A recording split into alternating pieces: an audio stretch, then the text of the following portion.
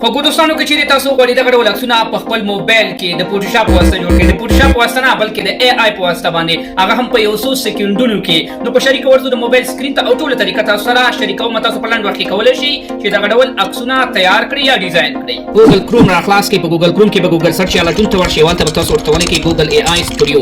کله چې دې باندې کلیک وکړئ تاسو ته به دغه ګوګل اے آی سټوډیو راشي. ټرای نانو بنانه باندې کلیک واخلئ. کله چې دا را خلاصه کړئ بیا به لاندې راشئ، د جمع نشان باندې به کلیک واخلئ او دلته به اپلوډ فایل باندې کلیک واخلئ. خپل تصویر به ورته د ګیلري نه انتخاب کړئ. کله چې تصویر انتخاب کړو اپلوډ به کړئ. کله چې تصویر تاسو سره اپلوډ شو اوس به راشي دلته ورته پرامپټ یا لیکل وکړئ. تاسو چې ورته هر څه لیکئ زه دغسې منظم پرامپټ لیکم. که پرامپټونه نشئ لیکلی د همدې ویډیو په کمنټ برخه کې تاسو اے آی ولیکئ، زه به تاسو ته پرامپټونه ولېږم. کله چې پرامپټ ولیکلو بیا به لاندې راشئ، په دې تیر نښه باندې به کلیک واخلئ او تاسو به لږ انتظار وکړئ. وګورئ زموږ سره په 15 سکندو کې دغه تصویر تیار شو.